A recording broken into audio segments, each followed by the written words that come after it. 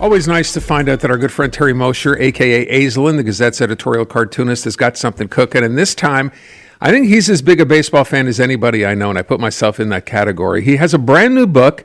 It is called Aislinn's Montreal Expos, A Cartoonist's Love Affair. This is it right here. I'm holding it up. You can see it on the radio. Now, you can go to his website, by the way, at aislinn.com, A-I-S-L-I-N. You can put your order in, buy a copy there. And, of course, what you need to remember is a portion of the proceeds are going to support charity, because Terry does a tremendous amount of charity work as well. And in the case of this one, Expos Fest, which you probably heard of by now, you'll hear more about this in the coming week or so, raises money for a charity over at the Montreal Children's Hospital, and they've raised over $1 million, trying to get to $3 million by the time it's all done. So we had a chance to speak this morning. Brian, we're going to put a link to this on our website at CJD. Okay, you can see the full interview, including the video, because we did this at the Snowden Dell earlier this morning. I just want you to hear part of that interview. This is Terry Mosher about his brand new book, and if you're an Expos fan, you want to check it out, take a listen. Here you go. In the 1950s, I grew up in downtown Montreal, very close to the Forum, and all we did was play baseball. In the summer, we'd take to a bus or a tram down to the Lormier Downs, so it stuck with me. I always loved baseball more than politics. In any case, I started working in Montreal, thankfully, just about the same time as the Expos came along. And I was doing a lot of freelance work, and a magazine asked me to do a cover of Charles Bronfman and Jean Darboux, when it was first announced. And I just kept doing them. It was first for the Montreal Star and then for the Gazette. The Gazette hired me on the strength of me saying, I'll come over to the Gazette from the Montreal Star if you'll send me to spring training. They said, you got it. It's true. Good for you. True. And where's the Montreal Star today? And I'm still around, hustling books. Yeah. I've just always loved it, and whenever I could, I'd appear on the sports pages. And I suddenly realized a few years ago, wait a minute, I've got a book here. And I began talking to people, but I wanted it to be very different. I didn't want a book of color photos of guys hitting bat and telling you how many RBIs they got in San Francisco in 1982. I didn't want a book like that. I wanted a book filled with interesting visuals, because most sports books are as boring as toast. You know, boom, boom, boom. And I can promise you, I don't know how good it is, but it's a very interesting book. Not just my cartoons, but photos by some of the best photographers of the time, John Mahoney, this fellow back there, Dave Sidaway, and some of the greatest sports columnists we had all during that time, because I got to know them all. Like Mike Farber, the best of the best.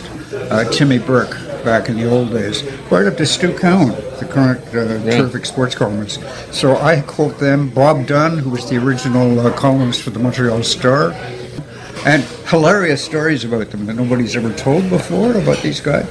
Look, I mean, if you're a fan, the book is called The Cartoonist Love Affair. If you're an Expos fan, and we know there's still so many here, we see that every year when they sell out Expos Fest, this is definitely the book you want to have. And by the way, I should mention you brought in some of the sketches you have done here, the cartoons over the years. Well, the interesting thing is that every time I show somebody a cartoon, it brings back a memory, not only for me, but for them. Oh, I was there, and so-and-so was playing third base, and they hit a foul ball, and some hit some guy in the head. It's always an anecdote. And another thing, the reason I like baseball, I'm a cartoonist. I'm a caricaturist. I can still see their faces.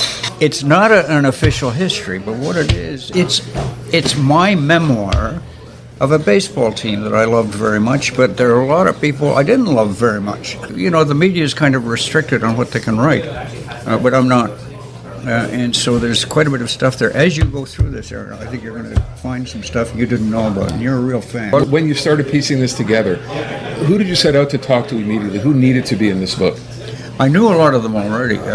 Last year at Expo Fest, which is an annual get-together, a wonderful thing, where the organizer, Perry Giannius, flies in baseball players from all over the place, and for a weekend, they sit around, they meet dedicated fans, they sign baseballs, they sign baseball caps, they'll sign jock straps if you want, and they sell this to make money in effect, it's for the Montreal Children's Hospital.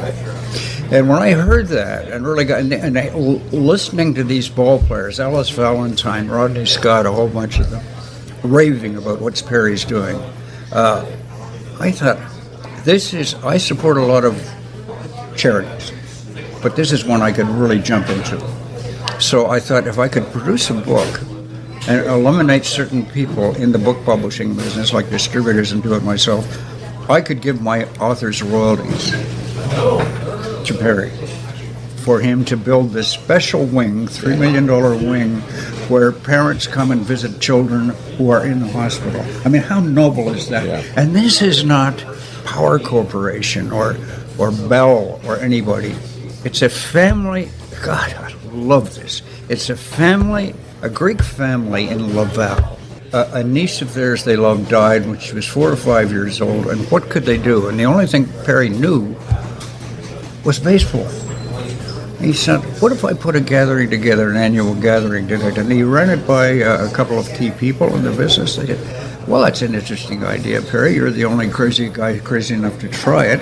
So why don't you? The first year, with Jacques Doucet really helping out the major French broadcaster, they raised $100,000. They surprised themselves, brought in some ballplayers, and had a great deal of fun. He said, well, let's do it again next year. And so it grew in popularity. The ball players loved this guy, Perry. And he suddenly thought, maybe I could do it. Maybe I could raise $3 million. He has $1.4 million. So I'm going to help him in my own small way, get him over the top. In fact, Aaron, it's not just this book. If I keep doing books, 10% of everything I do is going to Perry. Because that's a cause I can get into. There you go, Terry Mosher. That full interview, by the way, which we did this morning, is available if you go to our website, cjad800.com, and click on the link. You can hear it all there. As I said, if you're a fan and you would like to order the brand new book, you can get it online at aislinn.com, AISLIN. We'll have Terry on again. I know there's a launch coming up at the end of the month. Bill Lee, the spaceman, is going to be here for that as well. So I'll remind you before we get there. I think that's August 25th. In the meantime, as I said, you can pick it up online. And if you are a fan, by the way, some of the caricatures in here, first of all, some of the stories, and he's right, I did not know these stories. So he's managed to get some people to spill the beans on stuff I don't think we ever knew, which is always kind of fun if you're a fan.